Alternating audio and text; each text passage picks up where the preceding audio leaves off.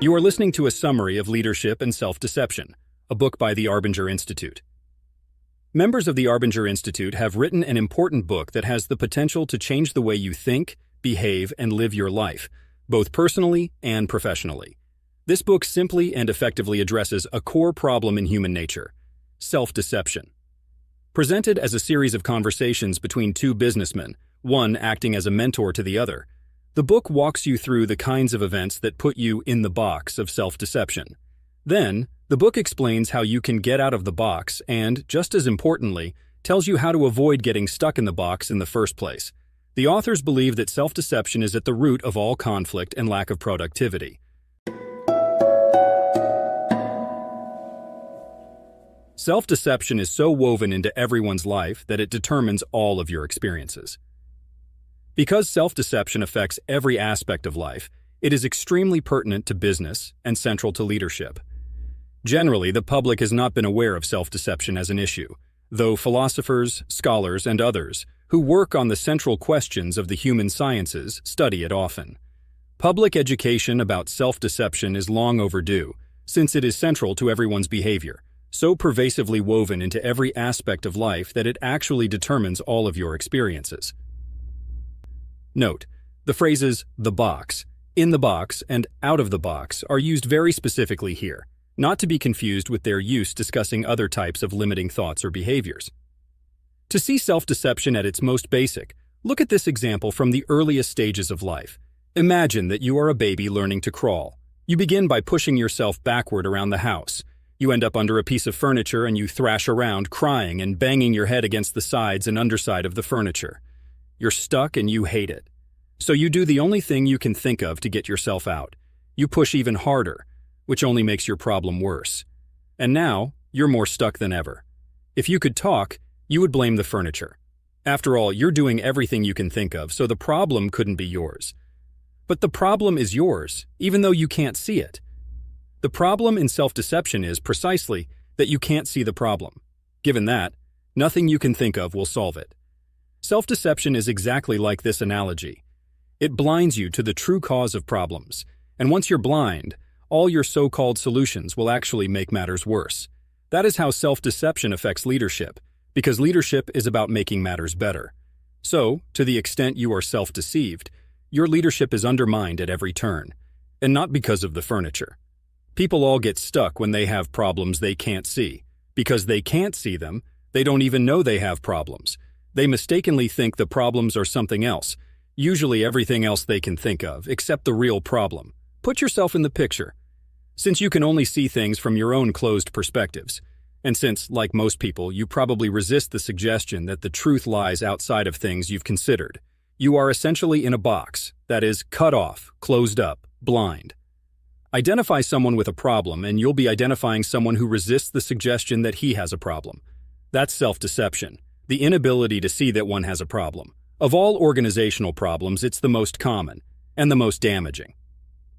Assessing your situation. Given a little time, we can always tell when we're being coped with, manipulated, or outsmarted. We can always detect the hypocrisy, and we typically resent it. For example, two colleagues are having a difficult time getting along. One tells a wise advisor, "I don't know what to do. I can't get Leon to respond and cooperate with me. It doesn't matter what I do. Leon doesn't seem to think that I have any interest in him. I go out of my way to ask about his family. I invite him to lunch. I've done everything I can think of doing, but nothing helps." His advisor asks, "When you're going out of your way to do all those things for Leon so that he'll know you have an interest in him, what are you most interested in, him or his opinion of you?" Leon had responded to how his colleague really felt, not how he was acting and pretending to feel. The colleague was deceiving himself, and that led to trouble. The colleague didn't really care about getting to know Leon. He deceived himself into believing he cared, but it wasn't true. Even if you do all the right things, if you are insincere or driven by a hidden motivation, hidden even from yourself, that stems from self-betrayal, people will ultimately resent you. If you are insincere, you will fail as a leader, because insincerity provokes resistance. No matter what we're doing on the outside, people respond primarily to how we're feeling about them on the inside. Whether we're in or out of the box concerning them depends on that. You are in the box when you don't respect or value another person, or that person's needs and concerns as much as your own. That leads you to see that person as a threat, a nuisance, or a problem, which then leads you to feel anxious, irritated, and even angry. Add a big dose of blame. You blame them for deserving respect and deserving to have their situations or needs considered and met. Reacting to others this negatively is usually due to not respecting them, however. And this is a big however. Typically, you would not be aware of this true cause because you can't see the problem you have. Almost no one can. You are self-deceived and in the box. When you are out of the box, you see others as people. And once they are seen and treated straightforwardly, people respond accordingly. It is that simple. Self-betrayal as the root of self-deception. Self-betrayal is failing to act on your desire to do something in particular. You are betraying yourself and your sense of what you want to do. Self-betrayal is the most common thing in the world. People do it regarding the smallest and biggest things. Whenever you want to do something, you have only two choices: honor that desire, or betray yourself by not honoring the desire. If you betray yourself, that sets in motion a series of events that take you through self-deception and into the box of distorted reality in this sequence. An act contrary to what you want to do is called an act of self-betrayal. When you betray yourself, you begin to see the world in a way that justifies your self-betrayal. When you see a self-justifying world, your view of reality becomes distorted. So, when you betray yourself, you enter the box. Over time, certain boxes become characteristic of you, and you carry them with you. By being in the box, you provoke others to be in the box. In the box, everyone invites mutual mistreatment and obtains mutual justification. Thus, everyone colludes in giving each other reason to stay in the box. When you are in the box, you do not recognize that you have a problem. You think others have a problem. When you are in the box, you provoke others to behave badly toward you, and in fact, you provoke problems in others. The box provokes what you take as proof that you're not the one with the problem. If anyone tries to correct the problem they see in you, you resist.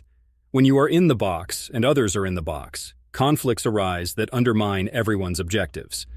None of these problems existed before each person suffered self-betrayal and landed in the box of justification, self-deception, and problem blindness. Solve your self-betrayal problem and the rest of your problems will ultimately vanish. Resist self-betrayal, and you won't end up in the box in the first place. Self-betrayal is the germ that created the disease of self-deception.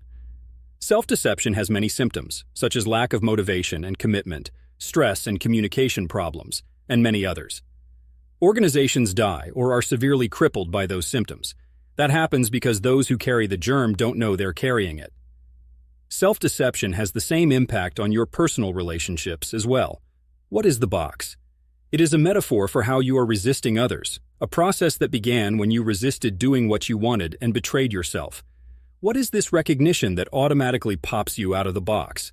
You change and leave the box the moment you cease resisting what is outside your box. Other people. Escape is always possible since the way out is right before our eyes. Because the people we're resisting are right before our eyes. We can stop betraying ourselves toward them. We can stop resisting them. Recognizing that you are in the box. You can recognize that you are in the box. Often this happens when you feel betrayed by someone, a child who gets in trouble, coworkers who quit, and then you realize that you have been in the box, in conflict, or shutting them out for a long time. Putting yourself in their shoes is the first step toward getting out of the box, because it allows you to see your role in the conflict for the first time. You may perceive, at last, that you've been choosing to see people negatively to boost your own sense of importance. Those around you are most likely in their own boxes, making for great conflict. But if one person recognizes this situation and gets out of the box, the others will be liberated from their boxes by that person's change of attitudes and actions. In the box, you often provoke the very problems you most dislike. One executive said, "I chased away the very best people I knew, feeling justified all the time because in my box I was convinced they weren't that good." In the moment you recognize the box and the desire to get out, you are actually out of the box, at least toward the people or issues about which that box blinded you. You may have other boxes regarding other people or situations. You'll need to get out of those boxes too. Being stuck in the box. You will be stuck in the box if you try to change others, do your best to cope with others, leave the situation, which doesn't work because the box goes with you, implement new skills or techniques, or try to change your behavior from within the box. Even communicating doesn't work. because you won't communicate truth. If you are in the box, you will be communicating your skewed, boxed version of reality. These steps won't solve the problems in the box or get you out. Nothing ever works in the box. Period. Helpful skills and techniques aren't helpful if they're done in the box. They just provide people with more sophisticated ways to blame. The so-called people problems that most people try to fix with skills aren't due to a lack of skill in the first place. They're due to self-betrayal.